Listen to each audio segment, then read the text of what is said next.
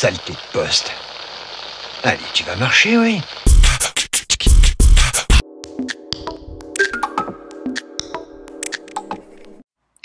Vendredi 23 mai, Jackie Schungen nous invitait à partager souvenirs et émotions autour de ses photos et du jazz.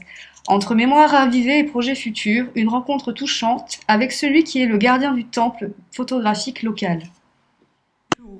Alors, tu es sourd, oui, mais tu es Jackie Schungen quand même. Donc écoute Jackie, on est venu te voir parce qu'on sait que tu as un peu la mémoire locale de Bergerac, vu que tu as à ton compte un bon paquet de centaines de photos. Donc écoute, des milliers même, je crois que c'était 300 000, c'est ça? Oui, on n'en sait rien. Ah, t'en sais rien. Tu comptes plus? C'est 300 ou 400, peut-être. D'accord. C'est quand même, grosso modo, 77 jusqu'à maintenant. D'accord. Et donc de 77 à maintenant, est-ce que tu peux revenir un peu sur ton parcours professionnel? Est-ce que tu es photographe professionnel? Oui, moi j'ai commencé la photo en 61. J'ai eu la chance de travailler comme photographe au champ d'aviation de Zaventem à Bruxelles. Et je suis tombé là-bas sur un gars avec qui je travaillais, qui est devenu un très grand reporter au Bund Illustriert, chez Bourda, une revue allemande. Hein, et il m'a appris énormément en photo. Énormément. Et donc c'est un peu à lui que tu dois après ta carrière, notamment à Sud-Ouest? Non, au Sud-Ouest, c'est bien après. Le Sud-Ouest, c'était quand je suis arrivé ici en 78. Mais j'avais quand même 61, on a commencé à travailler. On a fait les premières photos en 61. Mon premier appareil photographique, c'était en 51. Voilà. Un bon paquet de souvenirs. Oui. Mais de 51 à 61, j'ai très peu, j'ai plus rien. J'ai plus rien, c'est dommage. On a tellement déménagé qu'on a perdu beaucoup de choses. J'ai suivi 3 années de cours de photo. Et voilà, parce qu'en Belgique, il faut bien dire, pour exercer, il faut avoir un diplôme. Alors j'ai fait 3 années de cours en travaillant en même temps et on faisait des cours du soir. Et puis alors je suis parti comme photographe pour une grande société qui s'appelle Polyphoto Photo Hall, là où j'ai rencontré mon épouse en 64, voilà, il y a 50 ans, et qui était photographe aussi, et qui est toujours photographe, malgré ses 87 ans. Ça commence à faire aussi des deux côtés. Et comment tu es arrivé après donc à Sud-Ouest? Donc tu as déménagé à Bergerac? Elle a eu un accident de voiture et comme elle est française, elle voulait absolument revenir en France. Alors, on a cherché à acheter une petite quelque chose et pour finir en tournant, on a trouvé ici en Dordogne. On a acheté une petite propriété où il n'y avait rien du tout, sauf un robinet d'eau à l'extérieur. Rien. Par contre, on avait 15 hectares. De quoi faire de jolies photos, j'imagine. Ça, c'était... Alors, elle s'est lancée, mon épouse s'est lancée. Elle a fait du vin, de la vigne, des poules, des canards, des lapins, des chèvres. Voilà. Et de la photo. Et donc, toi, après, tu as continué. Donc, moi, j'ai fait... Elle est venue ici en 72, à peu fin 72. Moi, j'étais toujours en Belgique et j'ai fait la navette Bruxelles ici pendant 5 ans. 5 ans, et puis j'avais été trouver la chef d'agence de Mlle Desmanen, voir si Sud-Ouest n'avait pas besoin de quelqu'un. Ils avaient déjà Pierre de Cordier à cette époque. Et un jour, elle nous a appelés, moi j'étais en Belgique, elle a appelé mon épouse en fin décembre 77. Et elle dit, voilà, on a besoin d'un photographe, est-ce que votre mari peut venir? Alors je suis descendu de Bruxelles et j'ai fait mon premier reportage ici sur la ministre, Madame Missoff, qui était secrétaire d'État à la santé. Alors, on a fait tout un parcours dans le Bergeracois avec elle. C'était mon premier reportage. Alors après, j'ai commencé à travailler en 78 à remplacer le photographe pendant ses congés, ses week-ends. Voilà. Et après, donc, tu as continué à faire des photos, notamment, comme on le voit ici, pour certains événements. Comme je sentais que la photo journalistique me plaisait, j'ai travaillé pour Sud-Ouest de plus en plus. J'ai eu ma carte de presse, et voilà, que j'ai toujours. Et justement, donc là, journaliste honoraire. Justement, en parlant de cartes de presse et de photos, là, on voit qu'on a devant nous un bon paquet de souvenirs, notamment de concerts. Est-ce que tu pourrais nous prendre quelques-unes de ces photos et nous faire un petit commentaire dessus, celles que tu préfères? Oui, sûr. Si c'est pour le concert, si on parle de l'exposition sur le jazz qui a lieu pour l'instant, il y a plusieurs photos qui sont intéressantes. Bon, Keith Jarrett, il n'est pas venu ici, mais bon, je l'ai rencontré en Belgique, j'ai fait des photos de lui. Comme je disais, il est très méticuleux et a horreur des photographes. Et comme il a vu que plutôt, quelqu'un est venu derrière moi avec des flashs pour faire des photos, et Keith Jarrett a arrêté son concert pour me passer un savon, parce qu'il n'aime pas du tout les photos. Mais enfin, ça s'est bien passé pour finir. Je vois que tu as aussi photographié des grandes stars, vu qu'on a vu Tina Turner, Claude Nougaro qui est derrière nous et qui nous surveille. Est-ce que tu as des rencontres comme ça qui t'ont marqué dans ta carrière de journaliste, de personnes connues ou pas d'ailleurs? Je crois que le plus important, le plus important, c'est en dehors, pas en jazz, pas en musique. Ce qui m'a le plus impressionné, d'ailleurs on a travaillé à deux avec mon épouse, c'est qu'on est resté 2 jours avec le Dalai Lama qui visitait Lourdes. Et on a fait toute une série de photos, on a eu des contacts avec lui qui étaient extraordinaires. Hein, et même, je dois l'avoir quelque part, une photo où il est sur un kiosque à musique avec toutes les communautés religieuses, l'islam, les orthodoxes et tout le monde. Et ça ne se voit pas sur la photo, mais j'étais le seul photographe. Et quand il a vu que je photographiais, il m'a regardé, il a regardé tout le monde, et ils se sont tous donné la main. Je trouve ça extraordinaire. Oui, c'est un joli symbole, en effet. Une autre photo qui était... j'ai beaucoup, au début, voyagé au Festival de la photojournalistique à Perpignan, et là, j'ai rencontré des photographes auxquels on n'arrive pas à la pointure. Notamment le photographe de Che Guevara, Corda, Rosenthal, le photographe américain, Mike Hutt. Mike Hutt, c'est celui qui a fait la photo d'une petite gamine qui court sur la route au Vietnam. C'est des gens qu'on a contactés, qui on a discuté, et c'était extra. Mais il ne faut pas croire, ici on a, en Dordogne, 2-3 grosses pointures. On en a un qui est extraordinaire, c'est Jean-Claude Couteaux. Couteaux, c'est un Montpassérois, et qui maintenant travaille au Monde. Et samedi soir, j'ai rencontré des photographes qui venaient de Paris pour Kenji, et on discutait de Couteaux.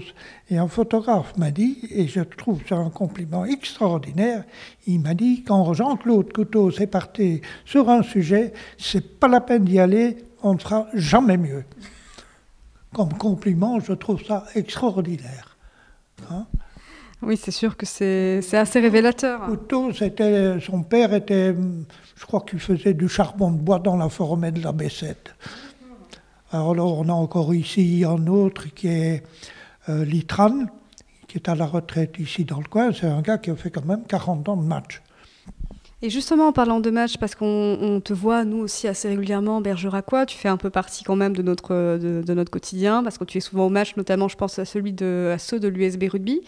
Notamment, tu les suis pas mal, parce que tu es à la retraite, mais tu as toujours des activités très, très photographiques. Bon, je te dis, je travaille avec une agence de presse, ça fait depuis 15 ans, qui s'appelle Max PPP, qui est une agence qui regroupe tous les photographes, ils sont, même ce Jean-Claude Couteau, il les donne des photos parce que, bon, on y met, moi j'y mets à peu près 4000 photos chez eux, de tout. Hein. C'est de la photo d'illustration. Il y a la photo, par exemple, plus politique, plus culturelle. Politique, ça, si on veut des photos politiques, ça, il y en a. Hein. Ça, avec tous ceux qui sont passés ici, j'ai tous les présidents, depuis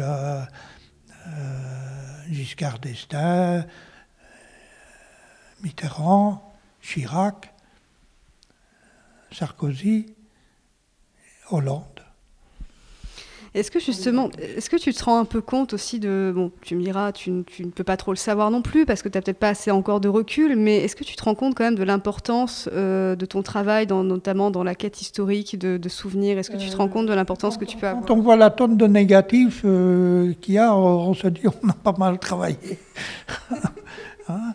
Bon, mais il y a une chose qui est certaine. Bon, on me dit je fais beaucoup de photos d'ici. Il y a des gens qui ont des tas de photos sur un tel sujet. Hein? Ils ont 2, 3, 10 films sur un sujet. Nous, on a peut-être pas 10 films, on a quelques films, mais sur presque tout ce qui s'est passé. Ça, c'est les omelettes à l'ail. Ça, c'est Madame la Revue. Jean-Louis Hervé. Et Jean-Louis Hervé, c'était le directeur du centre de formation des planteurs de tabac. Ça, c'est sœur Emmanuelle. Oui. Je suis tombé par hasard dessus. Hein. Ça, c'est tous les pingouins. Ça, c'est l'incendie du train à Port-Sainte-Foy. L'accident de train. Et on voit que toutes tes photos sont en noir et blanc. C'est une préférence de ta part? Oui, oui, oui. Ça, c'est le bouquin qu'on a sorti. D'accord. Hein? Ça, c'est ça. Voilà, ça, c'est la photo avec Rosenthal, l'américain, et Corda, le cubain. Là, vous êtes bien encadré. Hein? Vous êtes bien encadré. Oui, oui, oui. Bon, j'imagine que c'est difficile pour toi d'y réfléchir, mais est-ce que tu as quand même malgré tout une série de clichés que tu préfères aux autres ou pas du tout? Ah oui, oui, je disais, le Dalai Lama, pour moi, c'est le plus important. Ah oui, oui, parce que c'est quand même... ça, c'est tous des accidents, Oui, parce que tu avais quelle fonction exactement à Sud-Ouest? Parce que tu parles tout à l'heure, tu disais que tu étais là sur les concerts, que tu étais là sur les événements politiques, que tu étais là sur les événements polémiques même, mais tu as été embauché dans des cadres un peu plus tragiques ou... Ah non, non. Il ne faut pas oublier que les localiers, parce que nous sommes des localiers, ils doivent tout couvrir. Tout ce qui se passe. On n'a pas on n'est pas comme à Bordeaux. Tu as des journalistes qui ont des spécificités, telle photo pour un tel. Non, nous, on doit tout faire. Des journaux comme Sud-Ouest, on doit tout faire, on doit tout couvrir. Que ce soit l'accident mortel, que ce soit la fête de famille. Il ne faut pas oublier qu'un journal, la presse quotidienne, régionale, elle couvre le petit patelin.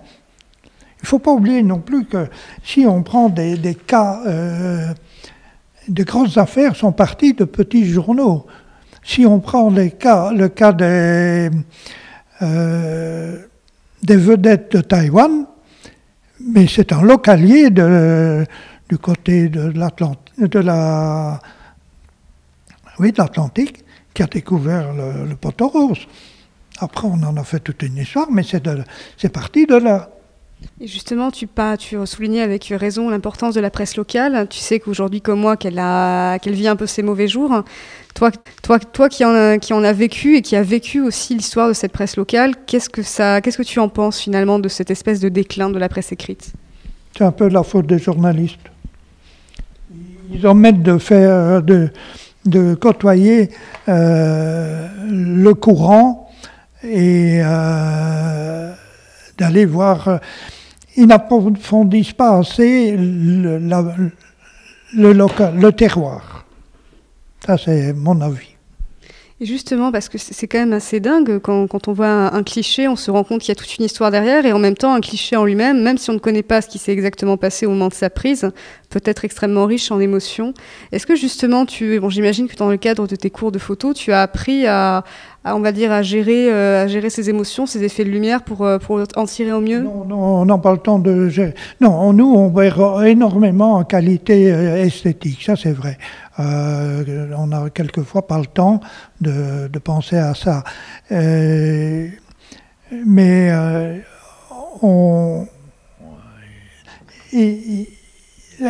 l'émotion,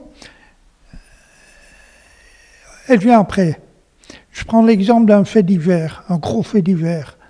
Alors, quand on y est, on n'a pas d'émotion, on fait ses photos, on cherche les meilleurs angles, mais l'émotion, elle vient peut-être après quand on revoit les clichés, mais pas au moment même. Moi, j'ai connu des journalistes qui, sur un accident, ils étaient mal à l'aise. Moi, personnellement, j'étais mal à l'aise après. Quand tu as finalement réalisé l'importance qu'avait ce cliché aussi. Réaliser l'importance, non, on la sait, on la connaît. Quand on voit un accident, on sait que le gars il est mort ou il est très gravement blessé. Mais l'émotion, c'est après. Enfin, personnellement. D'accord. Et justement, on pourrait peut-être toucher quelques mots de ton exposition, parce que bon, elle n'est pas encore installée, mais ça va se faire incessamment sous peu. Qu'est-ce que tu peux nous en dire ? Mais c'est quelque chose qui était prévu, qui a été abandonné, et quand on est revenu me chercher il y a 3 jours. Alors maintenant, il faut qu'on prépare. Je ne sais pas encore. On va voir. Si tu peux passer tout à l'heure, tu verras. Il y a d'autres photos encore. Bah, écoute, tout à l'heure peut-être pas, mais je pense que d'ici demain ou dimanche, je vais essayer de motiver certaines personnes. On est là pour 3 jours. Et une dernière question qui, tu le sais, me tient quand même un petit peu à cœur. Tu as travaillé un petit peu aussi sur l'historique de l'aérodrome de Roumanière. Oui. Donc tu as dû voir un bon paquet. Je n'ai pas travaillé spécialement sur l'aérodrome. Non, j'ai fait ce qui s'est passé en tant que journaliste. Il y avait un événement, on y allait. Bon, Jean-Louis Perceuet a fait une composition, enfin, a regroupé tout ce qu'il avait. C'est formidable. Ça fait une histoire de Roumanière qui est intéressante. Alors justement, ça me fait plaisir que tu en passes, ça nous permet de lui faire un petit coucou. Mais toi, justement, alors tu parlais de composition de Jean-Louis Perceuet sur l'aérodrome de Roumanière, qui est une grande passion pour lui, qui a été ancien contrôleur aérien. Mais toi, est-ce que tu as fait une composition comme ça sur un sujet précis qui te passionnait ? Non, je n'ai jamais fait un travail approfondi sur un sujet. Là, il faut, quand on fait un sujet comme ça, il faut y passer 1 semaine, 2 semaines, 3 semaines. Non, j'ai jamais fait de reportage approfondi. Non. Pour terminer, après je te laisse la parole si tu as quelque chose à ajouter. Tu souligneras bien le A pour Gilles, je lui fais un coucou aussi. Est-ce que, bon, alors là on parlait de ton exposition, donc on essaiera de venir ce week-end parce que ça a l'air, ma foi, fort intéressant. T'as d'autres projets ? Oui, si on peut exposer. Peut-être, il y a un gars qui va ouvrir une galerie de disques anciens. Il est possible que je lui fournisse quelques photos pour des photos de chanteurs. Voilà. D'accord. Un petit mot à faire passer avant qu'on termine ? Hein ? Un petit mot à faire passer avant qu'on termine ? Non, ça va. Merci Jackie, à bientôt.